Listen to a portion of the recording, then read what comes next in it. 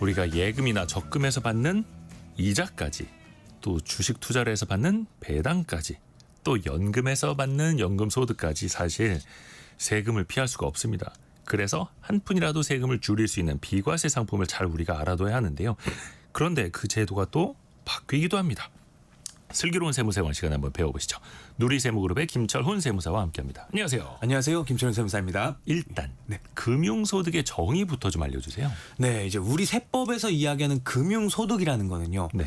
은행에서 받는 예금이나 적금의 이자로 받는 돈, 그리고 주식의 배당금 같은 돈을 이야기를 하는데요. 이렇게 이자와 배당을 합친 소득을 우리는 이제 세법에서 금융소득이라고 이야기를 합니다.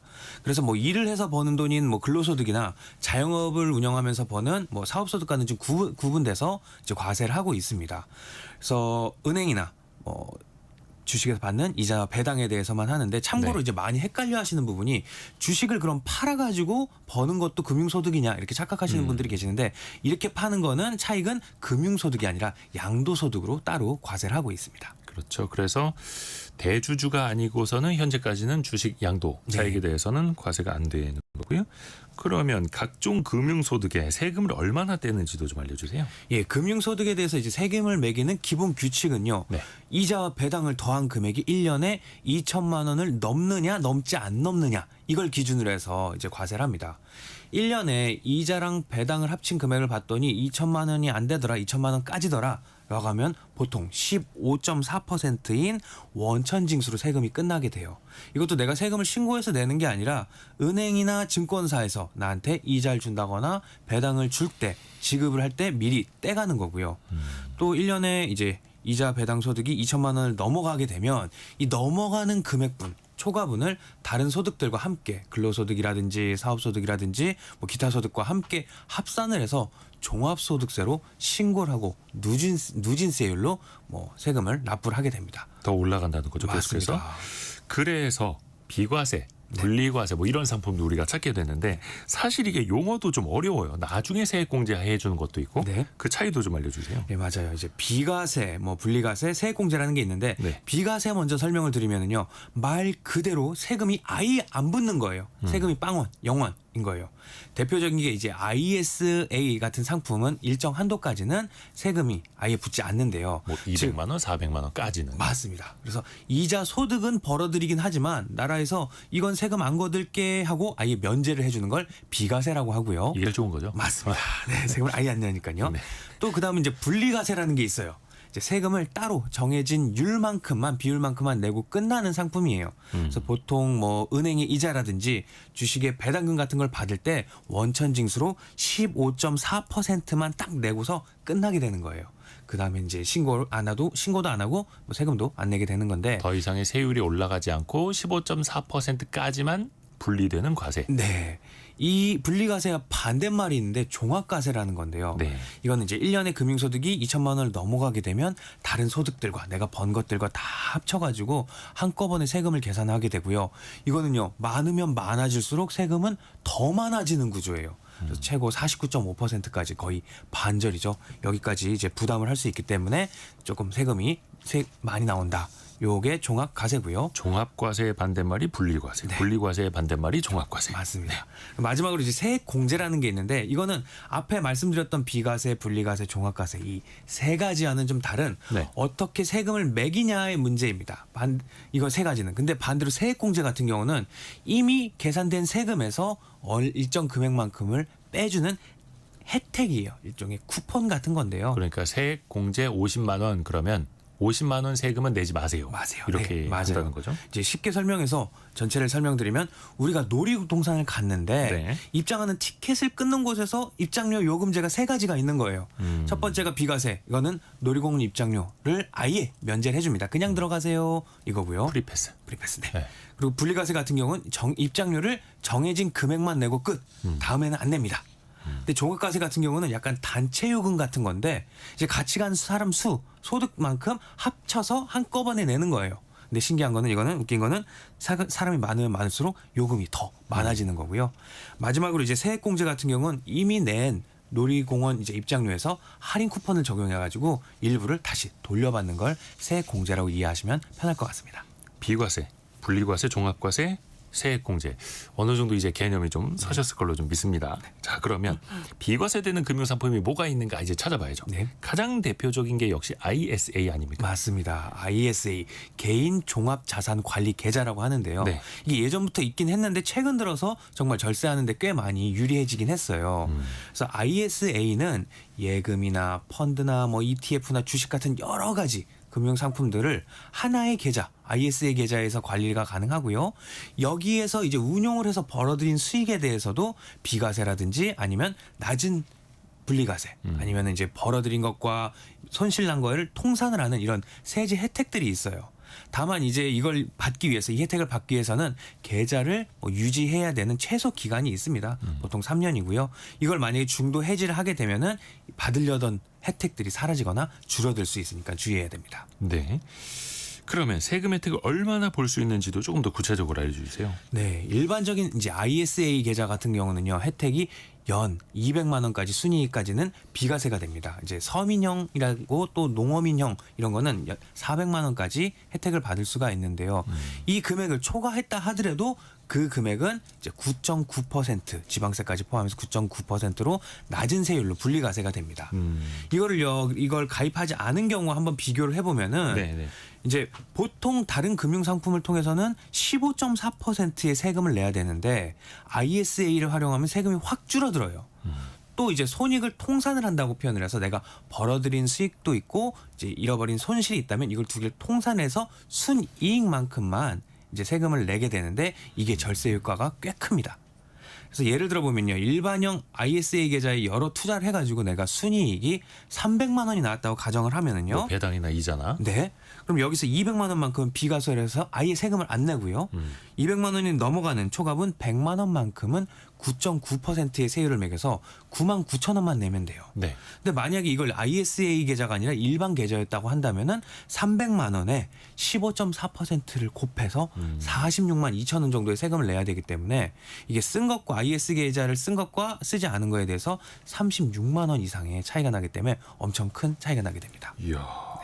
이자 배당 소득 300만 원을 똑같이 벌었지만 일반 계좌에서는 46만 원. 네. ISA 계좌에서는 9만 9천 원. 당연히 그래서 일정 부분은 ISA부터 깔고 가야 하는 거고요. 맞습니다. 또 다른 절세 계좌 비과세 종합저축 이것도 좀 소개를 해주세요. 네, 이제 비과세 종합저축부터 설명을 드리면은 말 그대로 이자나 배당 같은 이제 투자 수익에 대해서 비과세를 하는 세금을 전혀 안 내도 되는 계좌예요. 원금 납입 한도는 이제 개인별로 전체 금융사를 다 합쳐서 5천만 원까지 가능한데 뭐 무제한으로 해줄 수는 없으니까. 그렇죠. 예. 네. 이렇게 좋은 비과세 종합저축 아무나 가입을 할 수는 없고요. 그렇죠. 예, 가입 조건이 있습니다. 보통은 이제 만 65세 이상의 고령자라든지 장애인, 기초생활수급자 그리고 국가유공자 등이 이제 해당이 하는데 이 계좌에 가입하면 예를 들어서 5천만 원을 넣고 이자 소득이나 배당 소득이 좀 생기면 그 소득에 대해서는 세금을 전혀 안 내도 되고 또 좋은 거는요. 금융소득 종합과세에도 합산이 안 됩니다. 이건 정말 대단한 이득인데요. 이렇게 좋은 이득이 있기 때문에 뭐 안 좋은 점은 이제 내년부터는요. 가입 자격이 조금 줄어들게 됩니다. 노인 복지 혜택이 많아지다 보니까 비과세 혜택도 너무 넓다는 의견이 나오고 있어서 그래서 혜택 대상을 좀 줄이고 정부의 이제 재정 부담을 좀 조절하려는 움직임이 있습니다. 그래서 기초연금 수급 대상자가 아닌 일반적인 단순히 65세 이상인 분들은요. 내년부터는 가입을 할 수가 없습니다. 그렇기 때문에 65세 넘으셨다면은 올해 꼭 비과세 종합저축을 가입을 하시는 게 좋을 것 같습니다. 65세 이상에게는 비과세 종합저축이 가장 또 유리하다. 네. 라는 거고요. 또 하나가 그 지방 계시는 분들은 지역 단위 뭐 농협이라든지 네. 새마을금고 이런 데 출자하신 그 조합원 분들 많이 계시거든요. 이거는 세금 측면에서 얼마나 장점이 있을까요? 네, 이렇게 원래 상호금융조합원이라든지 아니면 준조합원 이렇게 출자금을 좀 내고 이제 회원 자격을 주는 경우 이런 경우라고 한다면은 예금이나 적금을 1인당 연 3천만 원에 대해서는 이자 소득에 대해서 비과세 혜택을 받았어요. 네. 뭐 출자금 배당 소득도 2천만 원까지 한도로 비과세였는데 통상 은행의 예금이나 적금처럼 15.4%를 세금을 내야 할 거를요. 상호금융 예금이나 적금의 경우라면 이걸 안 내고 대신에 농어촌 특별세라고 해서 이거보다 10배 정도 적은 1.4%만 내고 나머지 세금은 다 면제되는 수준이었습니다. 그 이유는 이제 서민이라든지 농어민을 지원하는 차원에서 이렇게 오랫동안 유지가 되었던 제도였습니다. 근데 그런 비과세 혜택이 좀 달라지죠. 이제 줄어든다면서요. 네, 이제 앞으로는 좀 줄어들겠다, 축소하겠다 이런 쪽으로 바뀌고 있어요. 이렇게 높은 절세 혜택이 일부 고소득자의 게 이제 재테크 활용하는 걸로 지적이 많이 되고 있는데 제도를 만든 취지 자체가 서민이라든지 이제 농어민을 지원하기 위한 제도였는데 실제로는 돈 많은 사람들도 조합원 출자만 조금 하면은 이제 혜택을 누리는 경우가 많아서 문제가 있었습니다. 또 마찬가지로 이제 정부의 재정 부담이 커지고 이제 국가로 들어오는 돈, 세입이 줄어드는 문제도 있는데 앞으로는 소득이 많은 준조합원 중에 이제 고소득자 같은 일부는요 비과세 혜택도 줄이고 분리과세 5%로 먼저 적용을 하게 되고요. 그 다음에는 점차적으로 더 올려서 9%를 적용할 예정입니다. 그래서 이제 농업인 조합원 같은 경우는 일부 혜택은 유지될 가능성은 높고 변경 시점도 좀 더 늦춰질 가능성이 있습니다. 그러니까 농협이나 새마을금고 같은 상호금융기관 조합원분들이 좀 기존에는 내지 않았던 세금도 앞으로는 조금씩 더 내야 한다라는 방향으로. 또 하나가 그 농민 어민을 지원하는 비과세 상품도 있잖아요. 네, 이제 농어민 같은 경우는 특히 유리한 부분이 있는데요. 농업 경영체라든지 아니면 어업인 같은 경우는 어업 경영체에 등록한 이제 종사자들에게는요 예금과 적금, 원금 기준으로 해서 3천만 원까지 이자를 비과세를 합니다. 네. 마찬가지 출자금 배당 소득도 2천만 원까지 비과세를 하는데 이건 뭐 무제한 다 되는 건 아니고요. 총 예치 금액 한도 2억 원까지만 혜택을 줍니다. 그래서 이제 비과세 관련된 예금 원금 합계가 2억 원을 넘으면 비과세를 적용하는 제한 규정이 있어서 여러 군데 나눠가지고 넣는다고 하더라도 총 전체 합이 2억 원을 넘는 부분에 대해서는 비과세 적용이 안 되고 15.4% 일반 과세로 해서 적용이 되는 규정이 있습니다. 또 하나 저축보험에 가입했는데 비과세 혜택을 받을 수 있는 게 있어요? 네, 맞아요. 이제 저축보험이 뭐냐면 보험인데 보통은 이제 아프거나 사고가 났을 때 보장을 받는 걸 목적으로 가입을 하는데 이게 아니라 이제 저축, 즉 돈 불리기 목적으로 가입을 하는 경우가 있어요. 네. 대표적으로 이제 저축보험이라든지 연금보험 같은 것들이 있는데 정부는 이제 사람들이 보험을 단기간에 사고 파는 걸 막고 또 장기 오랫동안 저축하세요라고 유도하기 위해서 비과세 조건을 이제 충족을 하면은 여기에 대해서는 이자에 대해서 세금을 안 내도 돼라는 혜택을 줍니다. 그러니까 즉 이제 수익에 붙는 세금을 보통은 15.4% 이자 소득으로 봐서 세금을 매겨야 되는데 이걸 네. 아예 안 내도 되게 해주는 혜택인데요. 이걸 받기 위해서 대표적인 조건은요. 오랫동안 유지를 해야 됩니다. 기본적으로 10년 이상 유지를 해야 되고 이걸 중간에 만약에 해지하게 된다면 비과세 혜택이 없어지게 됩니다. 그리고 뭐 무제한으로 혜택을 주는 건 아니고요. 납부 금액에 대해서 한도도 있는데요. 이걸 이제 한 번에 다 내는 일신압 같은 경우는 1억 원 한도로 그리고 매달 나눠서 내는 월납 같은 경우는 1년에 1,800만 원까지 한도로 해서 이 세제 혜택을 줍니다. 그래서 짧게 넣고 오랫동안 유지하는 건 안 되고 납입 기간이라든지 이런 일정 기간을 충족을 해야 하는 등 이제 보험료 납입 기간에 제한을 지켰을 때 이제 혜택을 줍니다. 그러니까 저축성 보험이면 장기간 저축하는 그 원래 취지를 살리도록 네. 세제 혜택도 그렇게 설계를 해놓은 거네요. 근데 맞습니다. 10년 이상 유지 못하면 비과세 혜택도 못 받고 또 보험 같은 경우에는 사업비 애초에 많이 떼가는데 네. 그걸로도 손해고 이것도 고려하셔야겠네요. 그리고 또 청년들이 활용할 수 있는 그 비과세 금융상품 이게 또 이제 달라지는 게 있죠. 네, 작년까지는 이제 올해까지는 청년 도약 계좌라는 게 있었는데 네. 앞으로 내년부터는 청년 미래 계좌라는 걸로 바뀌게 됩니다.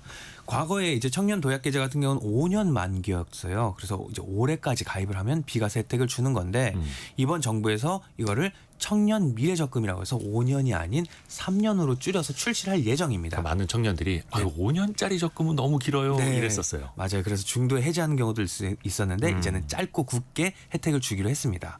이거 역시 이제 비과세 혜택에 주목을 해야 되는데 원래라면요 적금을 통해서 이자 소득이 발생했다 그러면은 당연히 이자 소득세가 붙는데 네. 이 청년 미래 적금은 정부가 지원하는 사업인 만큼 세금 부담이 없도록 이자 소득세를 면제해주는 비과세 혜택을 줄 예정이고요. 또 그거 말고도 이제 주택 청약 통장. 그러니까 청년에게 혜택을 주는 청년 주택드림 청약 통장에서는 이제 무주택자라든지 아니면 근로소득 3,600만 원 이하라는 이런 특정 조건을 충족을 하면은요 이 이자 소득에 대해서도 세금을 안 내는 비과세 혜택이 있습니다. 또 추가로 여기에 일정 금액을 저축을 했을 때는 연말정산 때 또 소득공제도 받을 수가 있고요. 오늘은 또 이제 달라지는 제도에 대해서 우리가 또 살펴봐야 할 비과세 상품들에 대해서도 이야기를 들어봤습니다. 김철훈 세무사였습니다. 고맙습니다. 감사합니다. 라디오 정보센터 다녀오죠.